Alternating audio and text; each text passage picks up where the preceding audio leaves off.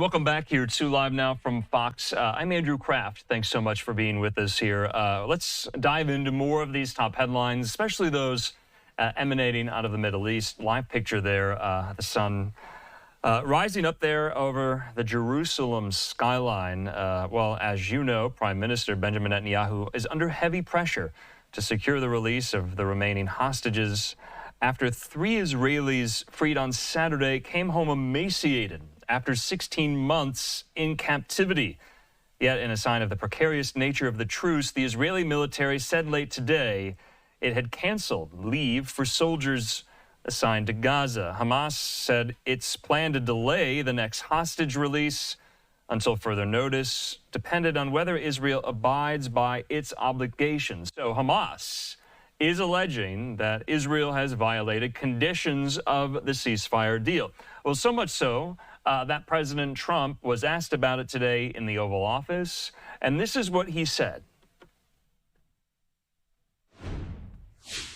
This, and I'm going to let that be because that's Israel's decision, but as far as I'm concerned, if all of the hostages aren't returned by Saturday at 12 o'clock, I think it's an appropriate time. I would say cancel it and all bets are off and let hell break out.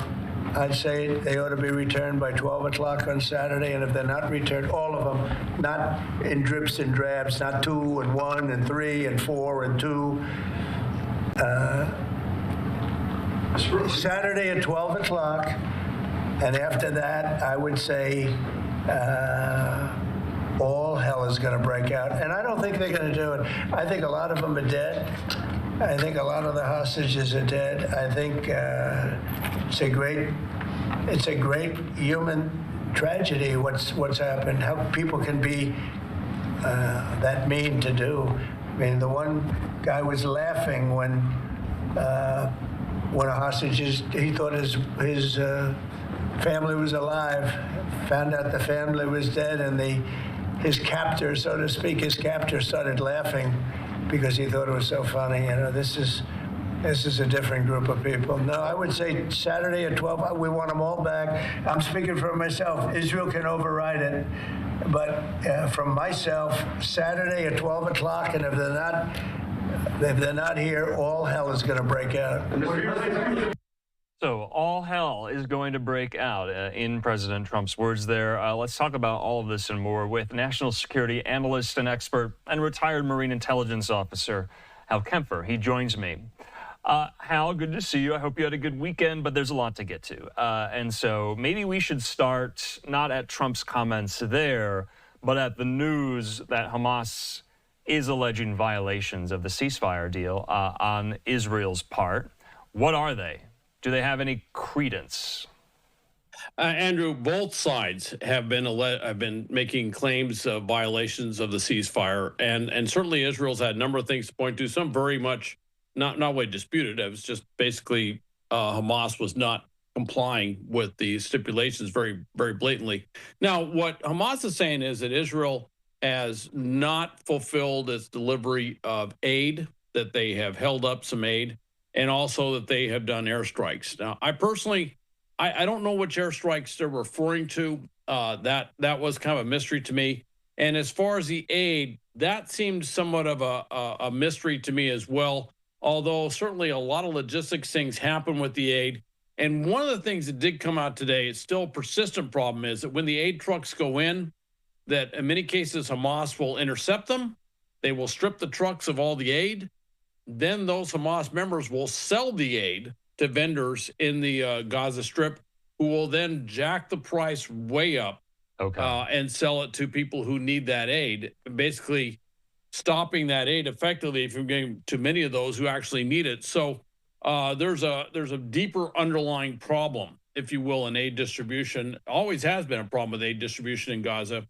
That seems to be the main thing. But then as you peel back the onion again, and they start talking about it again, they go back to referencing President Trump's comments about the U.S. taking over Gaza and taking ownership and all the Palestinians being displaced or relocated outside of Gaza. So with all this stuff, it's almost like that's the superficial reasons, and then you get back and it's like they're really upset about President Trump's proposal on reconstruction. Okay, so you preempted me. I was going to ask whether or not those comments were having an impact on some of Hamas's allegations that there are violations in the ceasefire. Just yesterday, in a sit-down with Fox's Bret Baier, he was asked about those ideas, and he's not just tripling down on this idea. I mean, he's quadrupling down and doubling down and doubling down. He's quite committed to this idea. He went a step further, though, over the weekend. He said Palestinians do not have the right to return to the Palestinian territories here. Is that a step further? Have we heard him say that? And is that the kind of subtext, if you will, for why maybe Hamas made this allegation today? I think it really kind of set them off, if you will. Okay. Certainly, if you heard the comments of the Hamas delegation over in Tehran that was meeting with Ayatollah Khomeini, yes, it definitely set them off. They definitely talked about this a great deal. But I would also point out that when Secretary Rubio showed up in Egypt today, his Egyptian counterpart immediately pulled him aside and said, "This is a non-starter with all the Arab leaders across the Middle East." With that said, there was some language that was used up in Israel today. Netanyahu was talking about maybe the right of return, or the reason that they are allowed to return back to Gaza post-reconstruction, or when things are being built back up, is that they swear that they will not pursue terrorism. And he was inferring some sort of vetting process. So now, whereas before, if you forcibly dislocate the Palestinians from Gaza, that would appear to be a violation of language on the Geneva Convention. That's called ethnic cleansing, if that was to be done. However, if you temporarily relocated them and say, look, it's just unlivable here, it's too dangerous, you got to move, but you can come back, well, then you're in a gray area.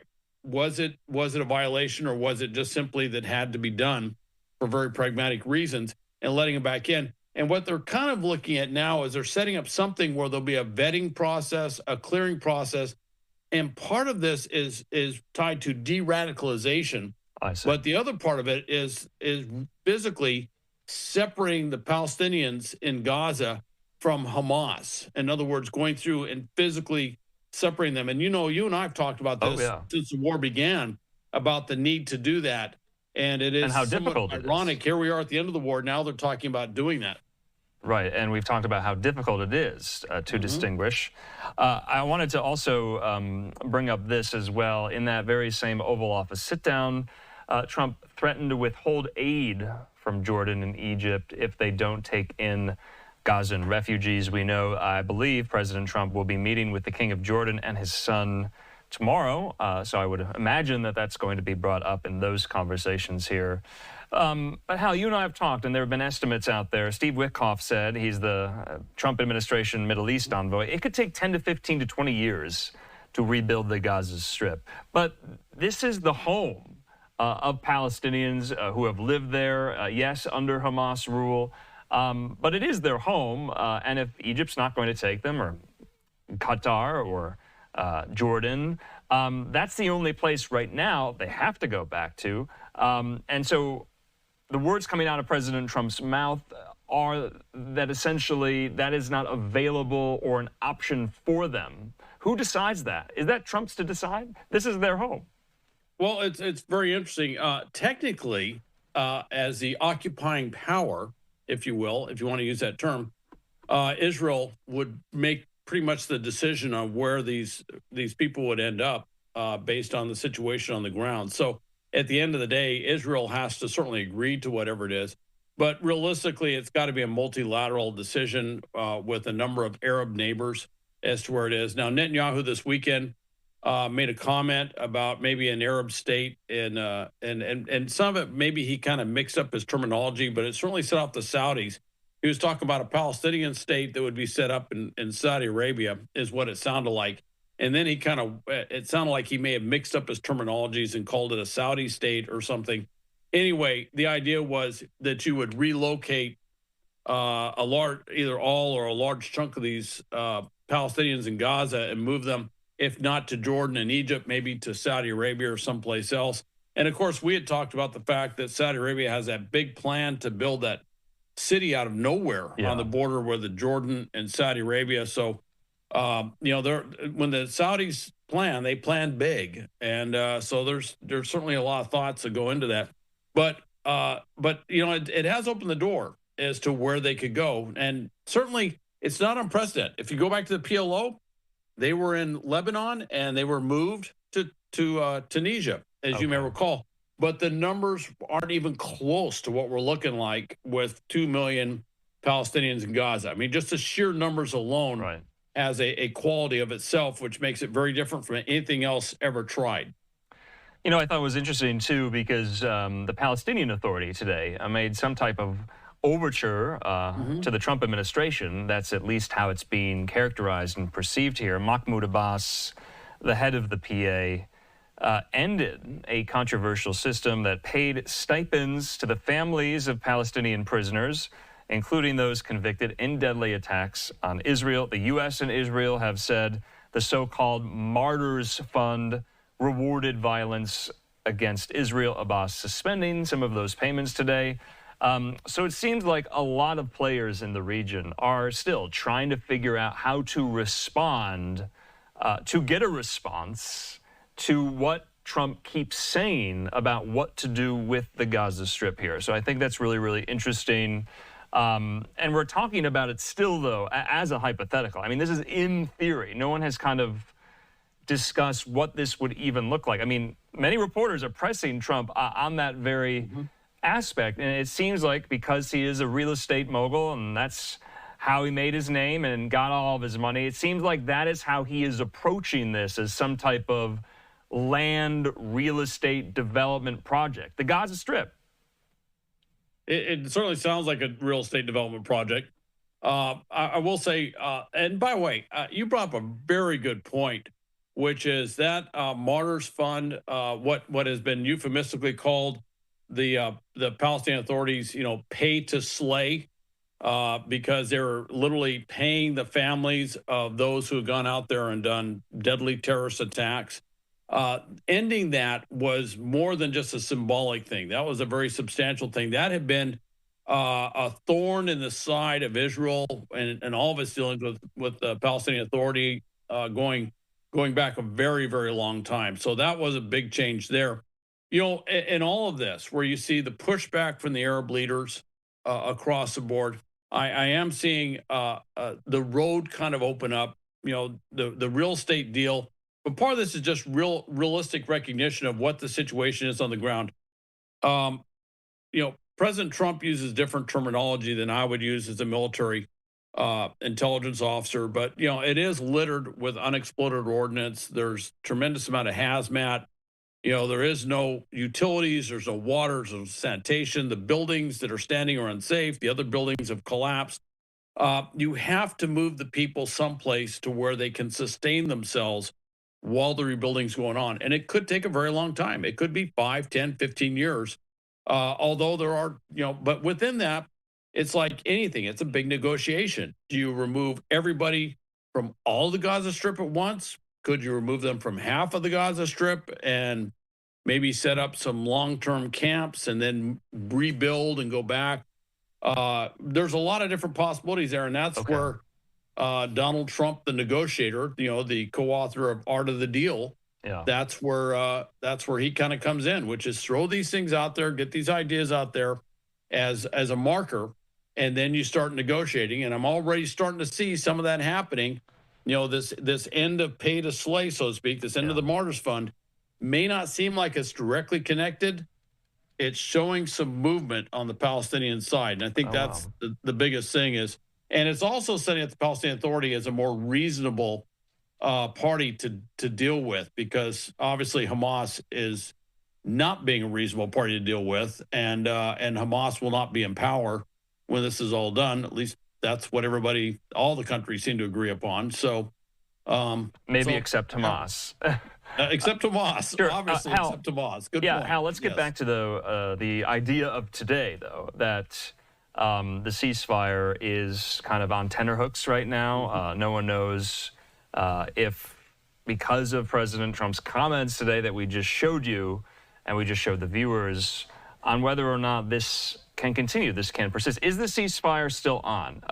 Put aside Trump's comments, but with the alleged violations, can you still say it is operative right now? Well, it's Monday. Well, technically Tuesday there, but it's Monday.